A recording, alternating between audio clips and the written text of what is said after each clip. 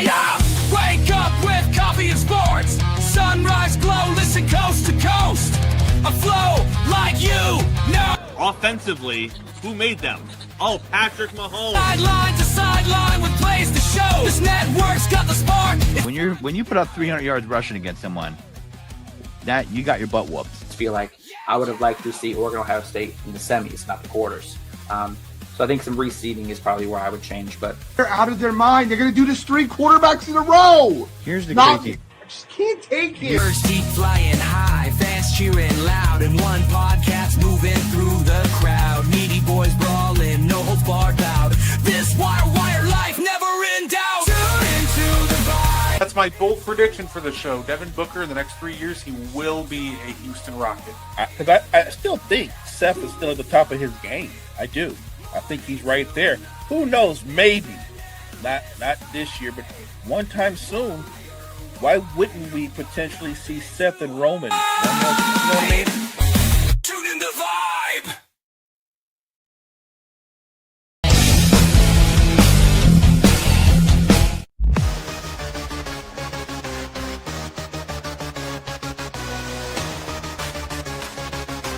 Warning Reds, good centers.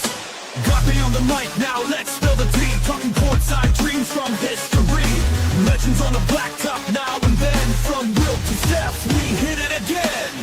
Better chimes in, let's go deep. Young bloods rising, can't skip a beat. Puppy prospects with fire in their eyes. Draft night suckers and hoop dream highs. Wire to wire, bring the heat. Podcast magic can't be beat. Do better, we're roll better. We're hoop heads, trendsetters. What's poppin', y'all? It is your boy, Gardi3, and welcome to the N1 podcast. And, of course, joining me just like every week, he is the greatest co-host of all time. He is Mo Better. How you doing, Mo? I'm doing great on a Thursday night, Brett. We're getting ready to talk hoops, so it can't get better. Appreciate you guys in the chat for joining us. And I apologize for the late start. It is all Carmelo Anthony's fault, according to Phil Jackson. I can just blame Carmelo for all my problems. So, but before we get into the whole new drama regarding Phil Jackson and, Carmelo Anthony, why don't we start out exactly like we do every week, Mo? Underrated player of the week. Could be a player now, early season, in the past. Who do you got for us, Mo? This is going to be a strange one, I guess to some people, but I'm going to say the underrated player of the week is for me, it's Austin Reeves of the Lakers. And I say this because anybody that follows us know we've had this conversation where we talked about, or we asked the question, was Austin Reeves at the time the best third option in basketball? And more or less people were split with that decision. And I only posed the question, what's he the third best player or the third option, because of who he played with. Like, if you think about it, like there are guys on other teams that are the best player on that particular team, and I don't know if they're clear and by far better than Austin Reeves. Austin Reeves is the third best player in the Lakers by default because he plays alongside LeBron James and Luka. And I'm saying that because when I watch Austin Reeves, the development of Austin Reeves year to year, he seems to add a little bit more each year. This particular season, he's always had a knack for drawing fouls, but because he's thrust in the role of the number one option, he's being more aggressive, being more assertive, and his ability to create shots off the dribble, it's a lot better than I remember when he came into the league. So I'm going to give some flowers to Austin Reeves, who I'm watching this guy take another leap in his development right now. Currently, Austin Reeves is averaging 34 points a game, 10 assists. I'm just really impressed with him taking on the mantle of being the primary with LeBron and Luka down. And I was going to be happy if he could keep the Lakers afloat around 500. And what he's doing, whether he's scoring or facilitating, is just very impressive. No, fair enough. Austin Reeves is just off to a terrific start. He's, between his 50-point game. We just saw a game winner where he split the double team, hit a nice floater in the lane to call game. Loving what I'm seeing from Austin Reeves, and it'll be interesting how they balance out touches once LeBron and Luka return, because Austin Reeves has shown he can handle a bigger workload. So if you're the Lakers, why wouldn't you want to give him a bigger workload and preserve Luka and LeBron a little more for the playoffs? In particular, LeBron, right? Like it's all about the postseason. Give Austin Reeves a bigger workload and take some of that off of LeBron's plate. That way you have a fresher, healthier LeBron going into the postseason. No, absolutely. Mo, I kind of pride myself a little bit on the ability to remain unbiased, even if there's a player I get frustrated with quite often. And I'm going to do that here because there's a player on my Bucks that started out the year by seemingly leaving his ego at the door and completely buying into the system. And of course, I'm talking about Kyle Kuzma. Backup, he got thrust into a backup power forward role.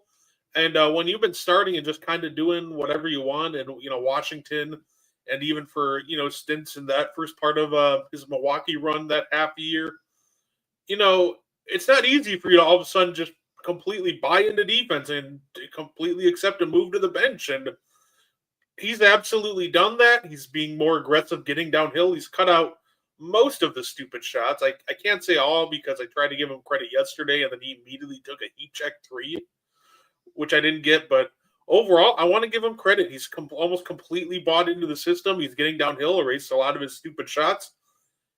Kyle Kuzma, the backup 4, might be something I can get behind. So I wanted to be the first one to give him his flowers because, I've probably been one of his biggest critics, but I wanted to give him some credit. I'm loving what I'm seeing from him so far.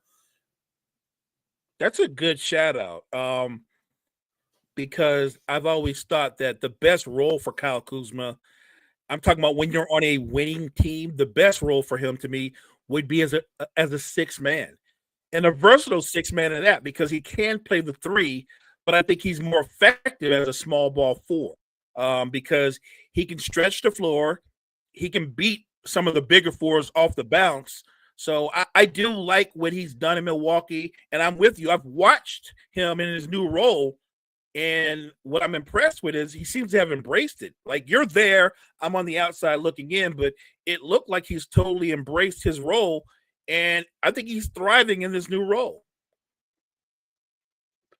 Yeah, absolutely. Oh, come on. Of course, this is the one episode, the show that he pops in for. It's the one where I'm praising Kuzma. I might be cooked now. Because now Kuzma's going to go on like a cold streak and Reverse is just going to be like, hey, remember when you said this? By the way, glad to see you in here, sir. Coach of the year. I don't go that far.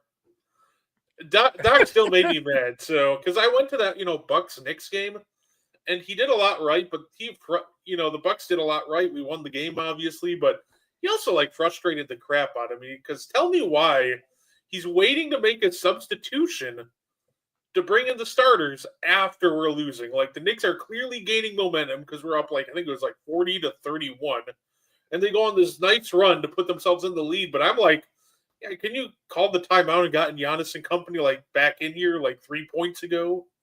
Or even when the game was tied? Why are you waiting down 4 to make subs? So Doc, in my eyes, still has work to do. But yeah, I'll give some credit there for getting Kuzma to buy into a backup power forward role. And shout out to Ryan Rollins as well. He's been fantastic. And he's been fantastic tonight. He has played really well. I'm really impressed with Ryan Rollins. Ahead of schedule. Love it. So, well, Mo, apparently if you have a problem in your life, you can just blame Carmelo Anthony.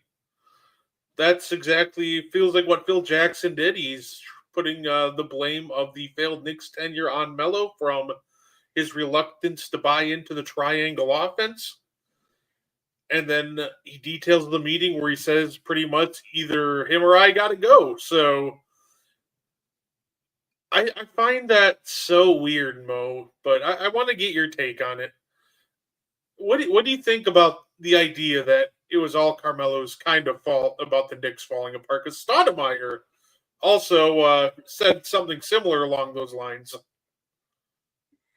Well, so let me start with Amari because that's the easier one. I don't know how he could say anything similar around those lines because his body literally fell apart. Carmelo Anthony had one season with a healthy Amari Stoudemire, and where did they go? They went on a deeper playoff run, and I believe they lost to the Celtics in the postseason. But my point is this: after that, Amari stayed hurt, stayed injured, and they weren't a deep team. It was Carmelo Anthony and a bunch of dudes. What do you think was going to happen? And you went out of your way to say you want him to play the triangle. I get it. The triangle is a really good offense if you have the pieces in it to make it work. No shot creators other than Carmelo Anthony. No shooters. They didn't have athletic bigs. Their front office, which was led by President of Operations Phil Jackson, completely failed the franchise. Phil Jackson showed you when he's the one shopping for the groceries, he didn't know what the hell he was doing. He don't know how to shop. Phil Jackson destroyed the Knicks. They brought him there thinking winning coach could come in, even though he'd be in a different role, and he'd star in that role. Phil couldn't make the jump. He was horrible at that role. They didn't part ways. They ended up firing his ass because he was horrible in his role. Yeah, and the funny part about Stoudemire is he wants to really, harp the blame on Melo. When the one time he was healthy and they were making a run, obviously they ran into Miami in the playoffs. You know what killed their chances? Try Amari punching a fire extinguisher and hurting his hand. In the middle of the series. In the middle of the series. It was already a long shot for them to beat the Heat. I'm not saying it would have happened, but you know what really drops that to zero? Your second best player getting mad and punching a fire extinguisher because he couldn't control his temper. It's one of those things where that's just, to me, with stat coming at Melo, that's just throwing rocks when you live in a really glass house. So I don't get. You know what though? I guarantee you, Stoudemire will say, "Well, Melo's the reason I punched the fire extinguisher." I was so upset with him that I just lost it. Like, look, I don't know when Carmelo Anthony became low-hanging fruit. It happens to a lot of athletes when they're at the tail end of their careers and they don't have the storybook ending, so you don't remember what they were at their prime when they had a prime. The way people looked at Melo in his prime versus the way they looked at him the last couple of years of his career, it's different. The same way they're looking at Russell Westbrook and Russell Westbrook. They forget that Russ had a prime, that Russ was a former MVP. I hate that people go that route. At least when you and I talk about basketball or players who maybe their skills have declined, we point out they've gotten older, their bodies have gotten, and we point out their skills have declined. They didn't have Nuggets Carmelo Anthony at age 23 that he could have made up for a lot of the deficiencies that they had with the Knicks. This was Carmelo Anthony age 30, and he wasn't athletic anymore. His legs were gone. He was primarily a jump shooter. I don't know what they thought was going to happen. Yeah, and it's funny because a lot of people want to come at Melo for what happened to the Knicks, and obviously he's going to deserve some blame, but I think people forget just how truly incompetent the front office was in putting pieces around him outside of that 1 year in 2013. But what happens right after 2013? They just make stupid move after stupid move. Obviously, we all know about the J.R. Smith and Iman Shumpert trade that sent him to the Cavs. Mo, can you name the centerpiece of that trade that the Knicks got back? I don't remember. If the first name that came to your mind was Lou Amundsen and Lance Thomas, pat yourself on the back. You deserve it. Well, they're franchise builders, so yeah, I get it. How about their defensive anchor and Tyson Chandler? In fact, bonus points if you can name anybody they got back from this trade. I have no clue. If you remember any of Jose Calderon, Shane Larkin, Samuel Dallenberg, or Wayne Ellington, Congratulations once again. Pat yourself on the back. Yeah, that's why I don't remember. No, and that's the annoying part, right? And then obviously we all know about the failed drafts. Frank the Tank didn't work out. Oh God. Yeah. We had the Derrick Rose signing at the time didn't work out, but of course there was maybe the cherry on top. And this one you'll remember. Jakeem Noah, 4 years, $72 million. Well, so the crazy part about that was you know this, you follow ball as much as anybody. They got Jakeem Noah when he was washed. They got a broken down Noah and paid him. I want to say that was the first or second year where you had to use all the money up. Remember that? Because that was the year that Moskoff got $75 million from what the hell? The Lakers gave Moskoff $75 million. I don't even care if you had to do that. The Jakeem Noah that they got wasn't nowhere near the one that played in Chicago. Yeah, no, absolutely. That was just the greatest free agency of all time, and nobody can convince me otherwise. The free agency class for 2016. It was insane, the money that was dealt out that year. I remember getting gassed because I'm like, yeah, Bucks signed somebody to like 4 years, $52 million. Miles Plumlee, what the? Hey, we got another big signing up. We overpaid Delly now. Oh, great. But then, yeah, look at your Lakers. It's like, oh, they gave $72 million to Luol Deng. All right.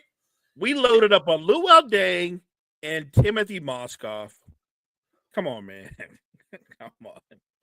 Yeah, but I think Melo gets too much of the blame for what went wrong in New York. While if you want to give him some of the blame, obviously do that because he deserves some of it.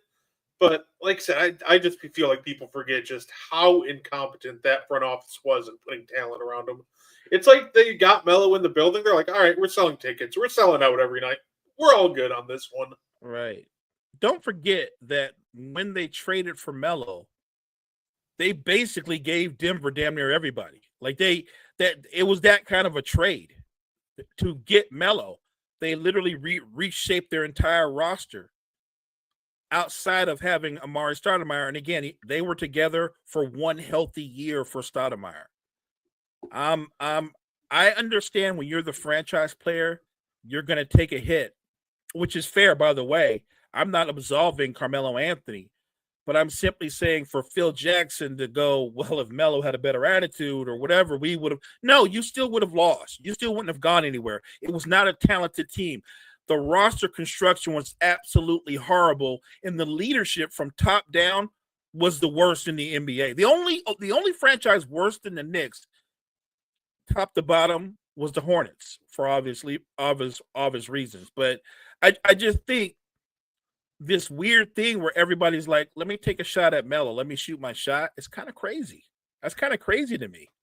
Amari Stoudemire is a really good player.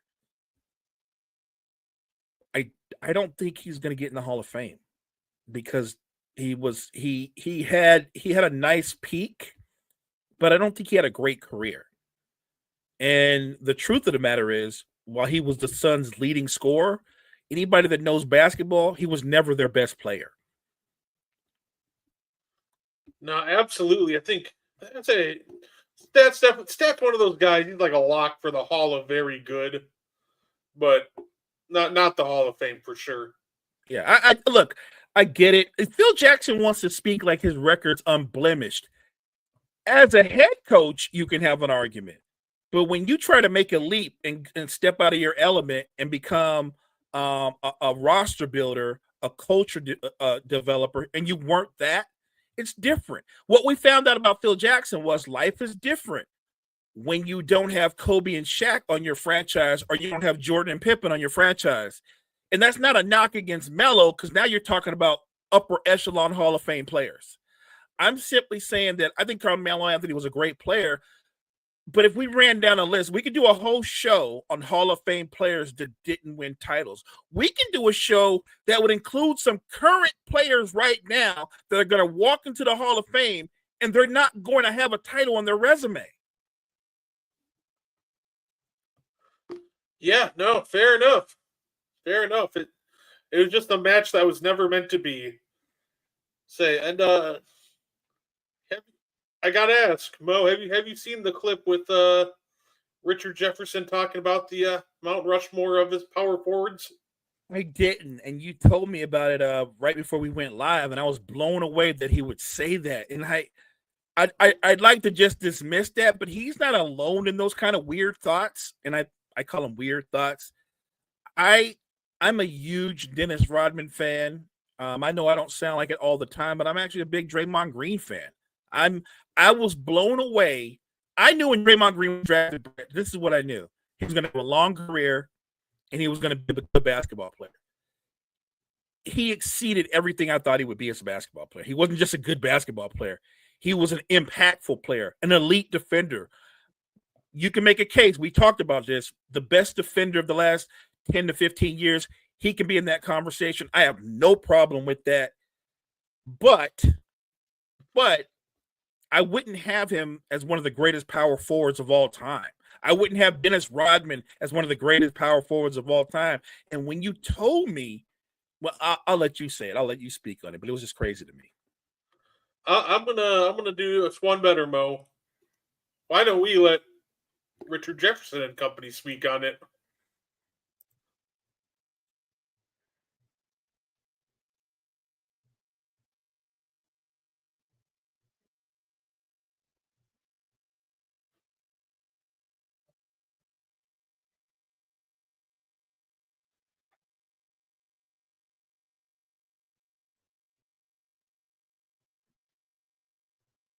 Are you hearing it? I'm not hearing it. I didn't get the audio. Oh, okay. But I'd say it gave it gave the captions. But yeah, I'd say when he said they're talking Mount Rushmore power forwards. He said talking about he could throw Dennis Rodman in those conversations, but as soon as the last gentleman said, "I'm going to throw Giannis in there," he just stands up and goes, "Are we done?" And he starts walking off. It's just wild to me. I don't understand how. To me, Giannis is already he's at worst in the conversation. At best, he's clearly already on the Mount Rushmore, where Dennis Rodman isn't even in the conversation to be on the Mount Rushmore. And I don't like Dennis Rodman. I just hate the conversations he gets, put in. It just doesn't make sense to me, Mo. At the end of the day, you should talk about Dennis Rodman very highly. He was a fantastic player. He was. But at the same time, he's nowhere near the weight class of those all-time great power forwards like your, Charles Barkley, your Giannis's, your Dirks, your KGs, your Timmys. He's nowhere near that weight class. So I agree. Say, and Barkley's great, right? Barkley is, when you factor in that he was only a legitimate 6'4", 6'5", Barkley's fantastic. But Barkley's not even in the top 5, right? He's not top 5. If Barkley's not top 5, how in the hell can you put Rodman in the conversation? We're taking guys who are very good in their role and comparing them to franchise players. Charles Barkley was a franchise player, led a team to the finals. This is what franchise players do. Karl Malone to the finals. Tim Duncan's 5 championships, lived in the finals. Dirk 2 times. He's a champion. The upset with the Heat. Again, a franchise player led you to the finals. Rodman he's a part of a franchise, but he's not the best player. The Detroit Pistons' best player is Isaiah Thomas. Their next best player is Joe Dumars. Then you might talk Rodman. Some might say Lambeer. He plays with the Bulls. We know who their 2 best players are. So again, I'm a Rodman fan, but you're talking about an impactful, terrific, complimentary player, and you're comparing him to a franchise player. Those are completely different worlds. No, absolutely. Absolutely. By the way, important to note, the Magic did break their little losing streak they had going, took care of the Hornets. And the Bucks are up. The non-Giannis Bucks are currently up 1 on the Warriors, so I'll take that. It's crazy, and I'm not going back on our prediction because I think this is we did some things and we agreed. We really thought that this particular season Paolo would take a big leap in his development. And I'm the first to say 5 games in, it is way too early to write the obituary of the Orlando Magic 5 games into the season. But what I will say is I've watched 4 of their games.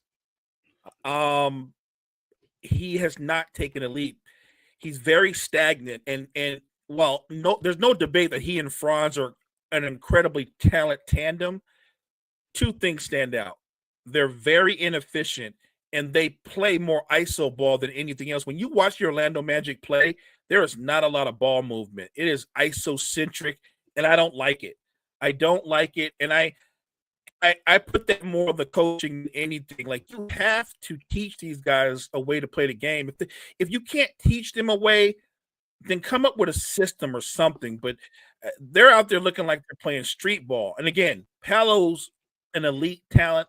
I still think he can turn around and be an MVP candidate, but he's gotten off to a very frustrating start. I'll put it that way. Like, I thought he would just be better overall, and he hasn't been.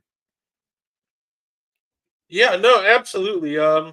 He very promising. He was efficient tonight, 29-9 of 8 and 12 shooting, and that's kind of what I was trying to figure out. Right, that was one of my biggest frustrations with the Orlando Magic is I feel like they have too many great playmakers to be this stagnant of an offense. So I feel like it almost feels like it's kind of has to be on coaching, just not getting creative at all with the game plan. Agreed. Because game plan is just straight up mismatch hunting. So I'd say if they continue to get off to a slow start and they get off to a rough start, I would not be shocked at all if owners look at Jamal Mosley and go, "Yep, you're out."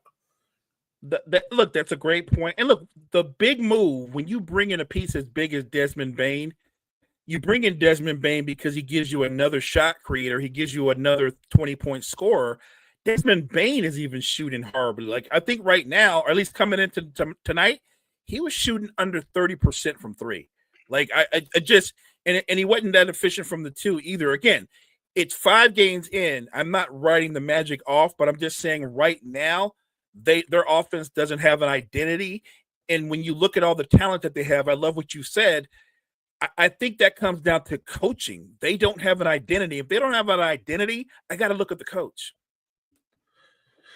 Yeah, no, absolutely. Well, Mo, a couple weeks ago, we had a little fun and we played a little stock market NBA edition. So I figured we'd do it again. So, ladies and gentlemen, welcome to the NBA stock market, where it's really simple. I'm gonna give you a choice here, and you're gonna tell me if you're buying or are you selling your stocks. And I'm gonna start with undefeated edition, Mo. Philadelphia 76ers. They're an interesting team. They got the young talents playing well right now. However, they're going to be introducing Paul George back into the mix, which I don't know, that could slow them down even more, which could be a problem. Are you buying them? Let's just say, do you buy them as a playoff team, or are you selling the stock and maybe thinking play-in team? They're so complicated because they have so much going on. But I think that I'm going to buy them as a playoff team. I think they're going to have to find a balance with the older players when you look at Embiid and Paul George and what they can give you at this stage of their careers, and maybe highlight, like they started out the season with, which you have in a Tyrese Maxey, your rookie in VJ Edgecombe. Don't forget what they're getting from Grimes and Kelly Oubre. This team has a lot of talent on the wing. Don't forget, they're going to get a healthy Jarrett McCain back. Like, I think you have to run with what you do best. I think what Philly does best and plays to the strength of their wings is they play fast. When they play fast, it's probably one of the toughest teams to cover because they have multiple guys, Brett, that can put the ball on the floor and create for themselves. Yeah, no, absolutely. And you know what? It's funny because once you get past like the first 4 teams, like I'm still in on obviously the Cavs, Knicks, Bucks. it's still in on the Magic, obviously. Once you start getting to like that 5 and 6 spot, though, it's just really a whole flux of teams that could absolutely get there, right? Say the Pistons, I'm still in on them, which would kind of leave out one spot for them to battle for with teams like the Heat, with the Hawks, with teams like the Hornets. So, and that's a good point. But I'll say this: Miami's gotten off to a really good start, and look, that is about coaching. That's maxing out the talent that you have. But I'm looking at the talent that Philly has. Philly obviously has much more talent than Miami has. It's not even close. But Eric Spoelstra is an elite coach. That said, that's the beauty of the NBA. It's an 82 game grind, and you can get off to a fast start and be 4-0 and end up finishing below 500 in an 82 game season. Do I think what Miami is doing early in the season is sustainable? I question that. I don't think it's sustainable. I think it's a placebo effect, and their fan base is eating it up. Look, you and I, we talked about this in the morning show. As fans of the NBA, am I excited and happy, which I am, that the Chicago Bulls have gotten off to this 4-0 start? 100%. And obviously, a young player that you and I talked about is looking terrific in the midst of this run, along with a guy who's young himself, but he's a 4-year veteran. And I think it's terrific watching this team and how they play, because they do move the ball well. They share the ball. They have a lot of ball and body movement, and it's working. But again, it's a 4-game sample. Do I look at the Chicago Bulls and go, yeah, they're definitely going to be one of the best 6 teams in the NBA? I think Chicago is going to be what they've been the last couple of years. They're going to be fighting in the play-in. I do. That doesn't mean that our guy won't still keep developing, because he will. 100%. And I'm enjoying watching them. I just don't think what Chicago's doing is sustainable. Fair enough. You know what? I'll buy it. I think the 76ers could, sneak into that 6th spot. So, in fact, you mentioned the Miami Heat, and there's one aspect that I want to ask if you're buying or selling. Bam Adebayo, elite 3-point shooter. He's currently hitting 39% on 5 threes a game. Are you buying this 3-point improvement from Bam, or are you selling? You think there's some regression coming down the line? I think there's going to be a regression because as the workload stays heavy and you get into that grind and you go on the road, and I'm not rooting against Bam. He's actually one of my favorite players. I'll say this. I'll put another spin on it. If Bam Adebayo is going to shoot 39% from the field, from the 3-point line for the season, then Miami's going to make the playoffs. They're going to make the playoffs because Hero will be back. He'll be healthy. Hero gives them another 3-point shooter. And then you throw in a guy like Norman Powell, who's a walking bucket, and that gives you 3 guys, because now we're talking about Bam shooting threes. It's a different dimension to his game. I actually hope it's sustainable. I hope Bam can add this to his game. It likens me to what Al Horford did late in his career. Now, Bam is much younger than Al, but good for Bam that he's realized where the game is. And he's like, I got to add something to my game now while I'm in my prime, because as he gets older, if he can shoot the 3, that's going to extend his career. Yeah, no, absolutely. I don't think he's going to stay at 39%, but the fact that he's all of a sudden so willing to do it this year it'll only help him going forward. So especially with his elite defense, if he can consistently even if it regresses to like a 37% 3-point shooter or 36 on 5 attempts a game, yeah, defenses are going to respect that. So yeah, no, I'm selling, but I think he can at least stay in that above average range, which would be great for him. I agree. If Bam's going to shoot 36% from 3 and still be efficient in the restricted area, like I said, Miami's going to be right there. That said, if both teams are healthy, I'm talking about Philly and Miami, if they're both healthy, I don't see how Miami would be able to edge out Philly. Philly is littered with talent. They actually have so much talent, Brett, they're going to have a problem with getting everybody shots. Right? You know what I mean? Like right now, Quentin Grimes is getting 14 shots. Kelly Oubre is getting like 13 shots. And obviously, I think Tyrese Maxey's taking like 22 shots a game, and Edge comes around 15. So you bring Embiid into the mix, you bring George back. Between them, they average probably about 36 shots between them.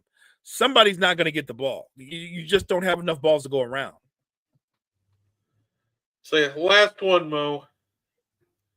Buy or sell the rumor that Willie Green of the New Orleans Pelicans is really on the hot seat. Oh, I buy that. I 100% buy that. And when I say I buy that, I don't think what's going on in New Orleans is all Willie Green's fault, but you know how this goes.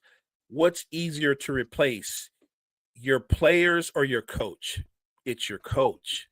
They're not getting rid of Trey Murphy. They're not getting rid of Zion. You know what I mean? Jordan Poole's not. He just got there. He's not going anywhere.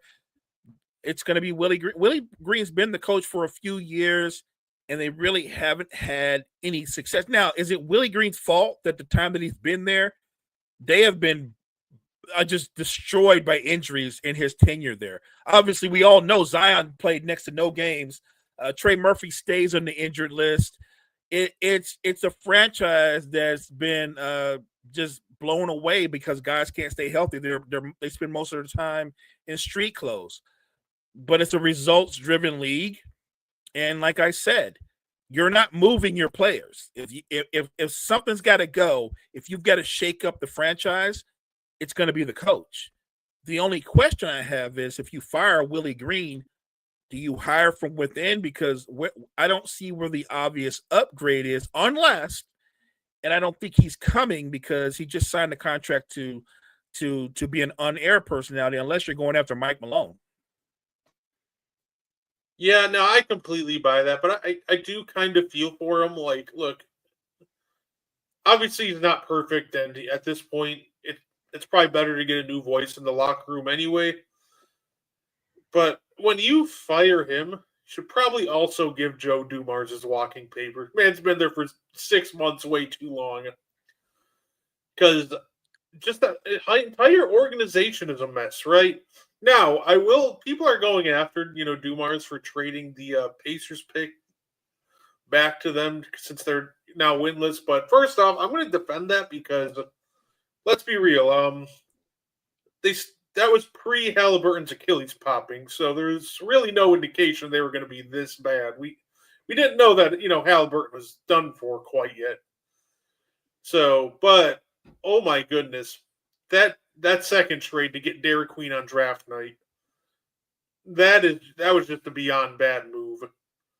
I'm sorry, you don't give up your unprotected 2026 first in a loaded draft class for Derek Queen. Derek Queen could very well be a fine player. Granted, I have my doubts about a 6'9", 250-pound center, but that being said, you had a real chance, because before that trade, they drafted Fears, and you look at the roster, and you're like, cool, they're going to be right back in the lottery next year. They're not good enough to compete, but this could be fun, I guess, which I do owe Fears an apology. He's playing a lot better than I expected him to do, so good job, Fears. But then you turn around and you make the trade for Queen by giving up an unprotected first next year in a loaded draft, and then to come out and go, oh, I don't think we need to win right away. What do you mean? Well, that's why you trade the unprotected first. If you think you're one piece away, you don't give up a lottery pick in a loaded draft. So it feels like that this whole issue is just, there's no direction. There's no game plan. And now they might have to miss out a chance to add someone like, Cam Boozer, the son of Carlos Boozer, is a walking double-double. Some real blue chip prospect like that, because they made a very short-sighted move to fix their center rotation. And obviously it's long-term because they have Derek Queen now for like 5 years, but I don't think Queen was worth taking the risk of missing out on someone like, Boozer or AJ or Darren Peterson, just one of these blue chip prospects coming into the 2026 draft. I feel like Joe Dumars is picking up where he left off in Detroit. the trade to trade up to get Derek Queen. I know we talked about this a couple different times. I'm not against Derek Queen becoming a good player. I think he will be a good player, Brett. What I don't think is, I don't think he's going to be a great player. Do you know what I mean? Like, Yeah. I don't think, you know what I mean? I think he'll just be and that's not a bad thing. If you're a lot in life that you're a good player, that means you can help a team win. But that also means if you're a good player, we shouldn't draft you where we drafted you. We certainly shouldn't have traded away a lottery pick to get you. Like when you make a move like that, you're saying you think so highly of this guy that he's going to be impactful immediately, and he's not. And again, this is a rookie year, and he's off to a slow start. It doesn't mean he won't pick it up and be terrific going forward or in the second half of the season, but this feels closer to a Darko move than a transcendent move. I'm just being and look, I'm not calling Queen Darko, but I am saying, you said it yourself, you could have came away with Boozer's son or somebody else who's going to be better than Queen right from the jump. I don't understand the way Joe Dumars thinks. It's weird because for many years, Brett, he always got it right. Like he was always right. And then he did the Darko move, and it just all got worse from that point on. Remember what he did. They lost in the finals, right? They lost in the finals to the Spurs in 7. He thinks we need more offense. We've got plenty of defense. What does he do? He trades away Ben Wallace. Ben, you got to go. Brings in, I believe it's McDyess and Chris Webber. They're not Ben Wallace. What happens? They lose in the Eastern Conference Finals to LeBron and company. And they're done. They're done. Eventually, he turns around and trades Chauncey Billups, who's still playing at a high level, for Iverson, who's not quite Iverson anymore. He did that. Like Joe Dumars has done some rough stuff the last decade or so, and I'm not sure what the Pelicans were thinking. Like, we're getting Joe Dumars to run things, and I'm like, I'm not so sure why you're so excited. And this Derek Queen move, what does that say to the fans?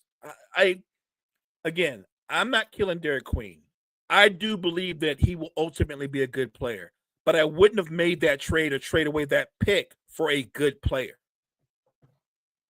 And if you thought Derek Queen was worth, trading your unprotected first next year for, just draft him at 7. That's all I'm saying. If you thought he was that good, just take him at 7. Call it a day. Right. He would have been there. Yeah. Say, you know what, Mo? I'm waiting for the Pelicans to do the funniest thing ever. Look, they went with a proven figure in Joe Dumars. Who's the friend of Joe Dumars? Let's reunite the backcourt. Fire Willie Green, bring in Isaiah Thomas. Just do it. Perfect. I need to give all the Knicks fans terrible, terrible flashbacks from their mid-2000s Isaiah Thomas tenure. Man, Zeke did some rough stuff to that franchise. He really did. He brought in every name player that you can bring in that was washed up. Allen Houston, Stephon Marbury, my personal favorite, Eddie Steve Francis. Don't forget Steve Francis. He brought in, he just brought in everybody that was done. Oh, he was signing contracts so bad they literally made the amnesty ruling, dubbed it the Allen Houston rule. Just that's almost why I'm just waiting. I'm just waiting for the Pelicans because I feel like it's bad now, but it feels like that it's going to get so much worse for some reason. And there is a lot of really talented guys on that team. But I feel like sometimes you can have too much of the same guy, and so you're not really a different team, or you're not a versatile team.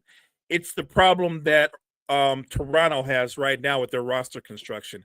In some ways, I think the Pelicans are like that because I think if you have Trey Murphy, I don't think that you need Herb Jones. I like Herb Jones, but he's a luxury. What you can't do is you can't pay Herb Jones the way Herb Jones is probably going to get on the free agent market. But I'm looking at a team they just added Jordan Poole to a team that features Zion, Trey Murphy. It just feels like a lot of familiar names, but I don't know if they're compatible. And I think you're right. This isn't about whether Willie Green's a good coach. It really is one of those things where they might just need a fresh voice in that locker room because I feel like his has gone stale. Wait until that Zion trade. Yeah. I've been waiting. By the way, Jory, I'm Brett and I talked about this. We think the Sixers are going to try to make it work, but I'm waiting for the NB trade. I say don't give him any ideas. Get the Zion for Embiid trade machine going. Oh my God. Oh, Embiid. So they send Embiid and Paul George to Charlotte. Not Charlotte. I'm sorry, to the Pelicans. Ooh, The Pelicans. There we go. ooh, that's rough. Actually, Charlotte might take that deal. I mean, I'm just saying. Say Zion is still such an interesting talent. He is. There's no denying it.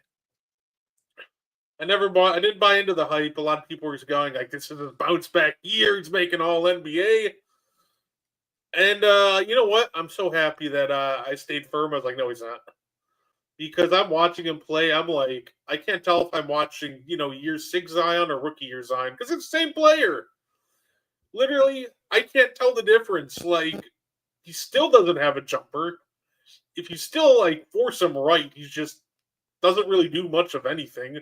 Still a below average defender, still a below average rebounder. I'm just sitting here yeah, I think the Zion hype is just, I think it's done. And you can say maybe send him somewhere else. Maybe he bounces back, but I don't know. It just feels like he hasn't really made many improvements since his rookie year for me to be that into the idea of he's gonna make that all NBA leap if we send him to New York, for example. Because I mean, you could send him somewhere, but I guess my question is, do you think Zion needs a change of scenery, or do you think Zion's just Zion?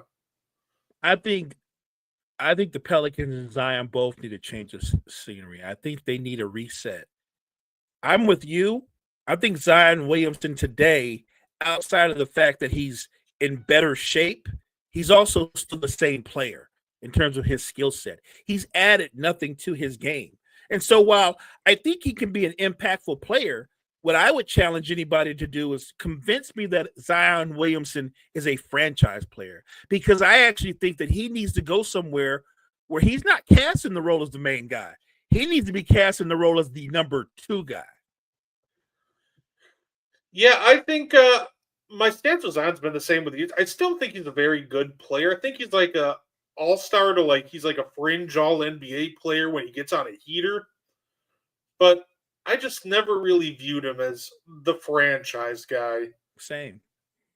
Right? Obviously his first game it looked fun, but that's also because he hit 4 threes in his first game in New York and he looked like he was going to be the guy. But yeah, 6 years down the road, he's almost the same player that he was his rookie year, which is still a really good player. I still like the player. I just think the idea that he's going to turn into this all NBA demon if we move him somewhere else it's just not going to work out. Let me ask you this. In a different role, still a star, still a focal point on the team, but would he be better? Not even if he isn't necessarily the guy, but would he be better if you could pair him with an elite perimeter player, even if it's a young player? What if you paired him with Melo? Could that work? Yeah, I think that could work. I think the challenge, obviously, with a team like Charlotte is you'd have to find a center that could possibly space the floor to give him max room. But yeah, I think that could work, especially since Zion is such an aerial threat mixed with the vision of LaMelo. I think that would actually be a lot of fun. Honestly, that would kill it. Give me that, Mo, and then let's say who needs defense? Let's just run Zion at the 5 looks and just watch that team run back and forth. Because I think that'd be fun at least.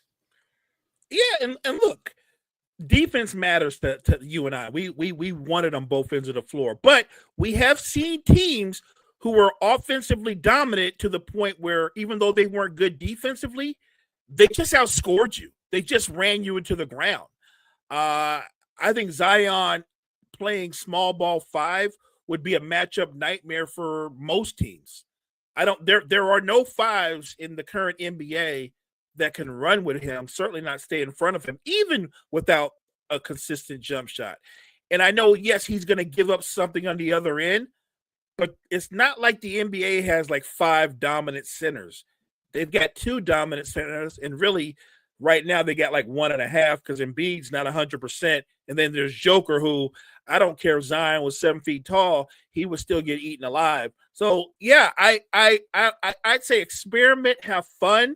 If you play small ball 5 and you have the services of LaMelo and Zion, 1, it's going to be a nightly highlight reel. 2, it's going to be an entertaining brand of basketball that gives you your best shot to get in the play. When's the last time the Hornets been in the playoffs? It's been a minute. Kemba Walker? Yeah, it's been a minute, right? Go all the way back to prime Kemba. So why not give your fan base something to get excited about in a realistic way? Like, hey, we're exciting, we're relevant, we've got a young up and coming team. That's a good thing. You don't have to win it all in year 1, 2, 3, or 4, but just be competitive and get into the playoffs. Get into the playoffs is a big deal for a franchise like Charlotte. So I know we're talking pie in the sky because I'm certain, 100% certain, the Pelicans have no plans to trade Zion Williamson. Yeah, I'd say, and you know what? The thing about the Hornets is they have a lot of fun young bigs. I kind of like their big rotation. Have you seen what Kalkbrenner's shooting from the field to start the year? I have not. He is at 90% from the field right now. He's missed 2 shots all year. That's crazy. I have watched what's the young man from Duke? He's really feisty. I like that kid. Nipple. Yes. Just a really hard-nosed, tough guy. That is the kind of player that, no, he's not your best player, but he's the kind of guy that makes your best player a better player, if that makes sense. Yeah, him and Moose, their other backup center. The Khan I thought was a great start from the jump, and he's somebody that I even said it right when they drafted him. A lot of people were kind of doubting the Knuckle pick at 4, but I was like, I think it's a great fit for Charlotte because he's such a consistent floor spacer at 6'7". So you can just shoot right over the top of a lot of defenders, and we're seeing a lot of that to start the year. He's just been a lightning bolt from 3, so he's done such a great job spacing the floor for them. It's just looking to be a fantastic fit, and he's just like such a perfect partner for, LaMelo and then Brandon Miller and Miles Bridges, especially the 2 forwards. Those are guys that, are going to want to attack the rim more, so having a guy like Knuckle spacing the floor helps a ton. It's weird to say this because he's a rookie, but I feel like Con Knipple gives them a veteran presence. You know what I mean? You know what I'm saying? Like, yeah. He's a rookie, but he has a very old school approach to the game and how he plays. It's hard nosed. He sets hard screens first to the floor on a 50-50 ball, and then he spots up and he just does so many things that helps you win basketball games. I think that rubs off. He's a perfect pick for them in different ways. It's not about star power. It's just he's a very good basketball player that I think he's a culture builder. While LaMelo's certainly a talented player and could be a franchise player, I think Knipple is a culture builder, and that's just as important. No, absolutely. So, like I said, I actually think the Hornets are trending in a great direction. Even though, like I said, they lost to the Magic today, but I don't think that should overtake the start that they've had to the year so far. Some other current scores around the league we got going on. We got Spurs up 69-60 on the Miami Heat. The Thunder are up big on the Wizards, 101-86. So I guess modern NBA not that big. And then, of course, the Bucks are beating the Warriors 92-88, which is, once again, pretty surprising. This is a game that the Bucks do not have the services of Giannis. So I know a lot of people are really picking the Warriors to win this one, but I mentioned his name before. I'll say it again. Shout out to Ryan Rollins. He has 22 points, 6 assists, and 3 boards. He's leading the way for Milwaukee. This kid has come out and had a really fast start to this season. I'm so excited for him that he continues in his development. He might be the perimeter player that Giannis needs to play off of. He needed another guy, and he needed somebody on the perimeter that can take some pressure off of him. And look, this kid looks like he might be the guy, which, by the way, if he is the guy, that's great, because if you get back a healthy Porter and then Porter's put into the role that I think he should play, then I think you get even deeper. So I love it for the Bucks.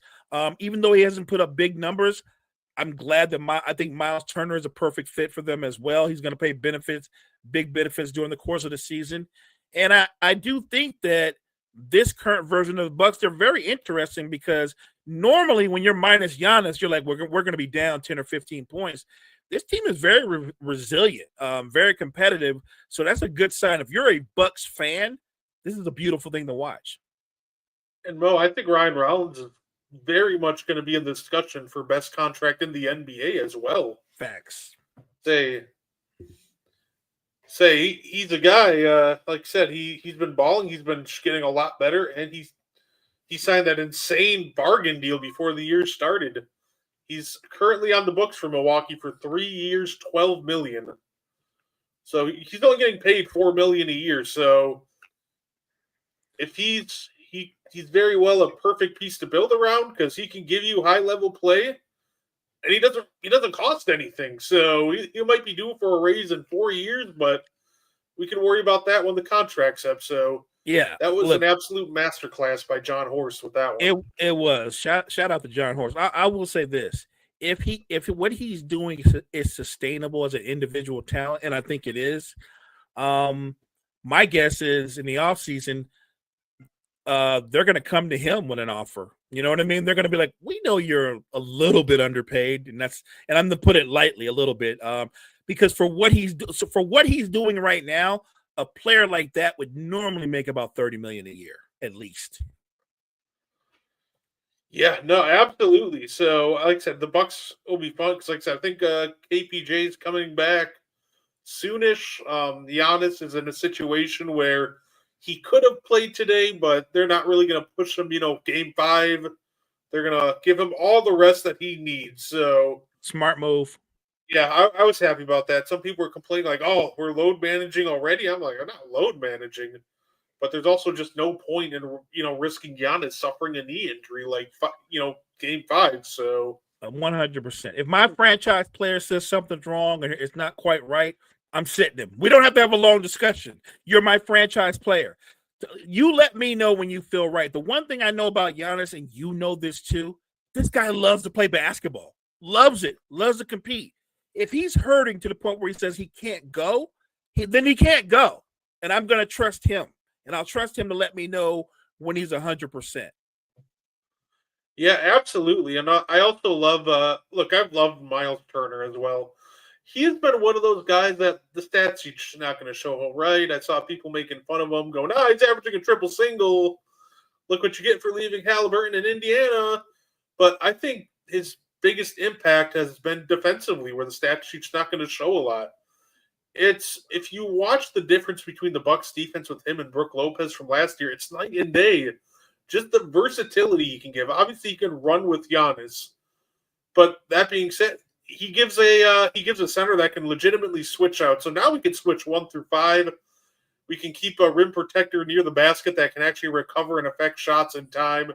Like, he just gives you so much more versatility. And we have a center that can shoot a 3 and recover back, to his matchup down on the other end of the court. That used to be a big problem with Brook. He'd shoot, for example, a corner 3, and if that thing missed, they were getting an easy shot at the other end because Brook wasn't going to recover in time for it. So I'm loving the impact of Miles Turner. The stat sheet might not show it, but if you watch the Bucks defense relative to last year, you'll see it really quickly, the impact that Miles Turner's making for him. I think he's been a great addition. I've certainly seen his ability to show and recover and play in space. Also, when you have him and Giannis, two bigs who can recover the way they do, you have great weak side defense on either block. Either he's coming from the opposite side or Giannis is coming from the opposite side. They complement each other perfectly. No, absolutely. So, I'm loving the Milwaukee moves, and hey, I'm not gonna lie. Yeah, your free agent signing too looked great against the Timberwolves. How about Jake LaRavia? I watched that game last night. Before the season, I had hopes that Jake LaRavia could be a really good rotational player. Now his shooting can be streaky, but the way he plays the game, he doesn't cheat you. He's all effort, and he was terrific last night. Actually, on both ends of the floor. Very competitive guy. I was happy for him. I think that the growth in Austin Reeves to where he's like, I don't need to get 30 tonight. Not when I know I can beat my man off the dribble and create opportunities for other people. And Jake LaRavia was every opportunity, every catch and shoot was money. He was terrific last night. So yeah, look, for what we got for him, much like you talked about with your Bucks, it's a bargain deal. It's an incredible bargain deal. And I think going forward, Jake LaRavia is going to become a fixture in the rotation. Absolutely. So, but yeah, say that's really all I had for us today. Talk some old school, new school, get our own teams in there. Is there anything you want to add before we get up on out of here, Mo? No, look, thank you, chat, so much for joining us. Brett, this is like one of them things where we just love to do. We can just chop hoops up from hours on end. So I'm glad you guys take your time out every Thursday to join us. We appreciate you guys so much. Look, everybody across the Wire to Wire Network family, appreciate you guys for the continued support. We thank you so much, guys. Appreciate you. Yeah, absolutely. And you can check out some, great content on Wire to Wire. We got some great upcoming content of Passion and Precision. You can catch that tomorrow night. You can go back and rewatch some old stuff on the Facebook page and YouTube. We on the Meaty Boys podcast, we just had an interview with wrestling promoter Frankie DeFalco, who's also wrestled guys. He tells stories of what it's like to stand across the ring from Andre the Giant and what it's like running a wrestling promotion. And he brought one of his champions on with him. So, like I said, you can check out all of our content and one Meaty Boys Wire to Wire Wednesday nights. That being said, everybody, we appreciate you and hope you enjoy the rest of your night. Thank you for tuning in to the And One podcast. If you like our content, you can find more on the Wire to Wire Podcast Network on YouTube, Facebook, and Spotify. Want more And One? Find it on Wire to Wire. Like and share our Facebook page and join the And One Discord. Grab the link to join from our Facebook. Thank you for tuning in and have a wonderful day.